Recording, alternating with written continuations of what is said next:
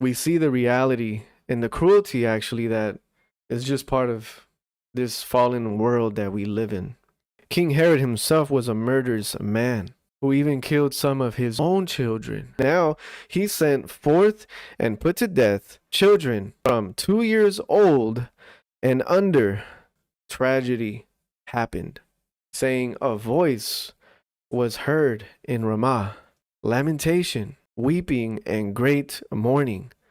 Rachel weeping for her children because they are no more. You could hear the sound of all the women weeping because they lost their children. There was a slaughter, a massacre of the innocent. And that was just in a little town called Bethlehem. This is exactly what happens when wicked rulers are running a nation. Is we see the slaughter of the innocent. Let me tell you something. Things haven't changed. You know how cunning the devil is? You know what he did? He internalized it. Now, the killing happens in the womb.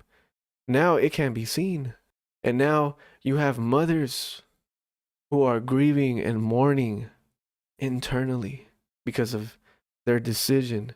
We talk about the mothers suffering from this sin of abortion because the government today deceives women into thinking it's their choice. And sometimes the male doesn't want that, but because it gives the woman a sense of authority and power to abort their child.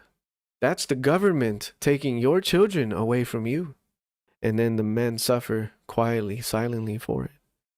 That needs to be said. That today needs to be said. This is what happens when we vote for wicked leaders who are for or are advocates of the murdering of children. If it's tolerable and acceptable right now to end the life of a child inside the womb, what makes you think that in a couple of years, if we keep choosing wicked leaders, that this won't happen? That there will actually be a massacre now of children 2 years and under? You know what voice needs to be heard? The voice of God today.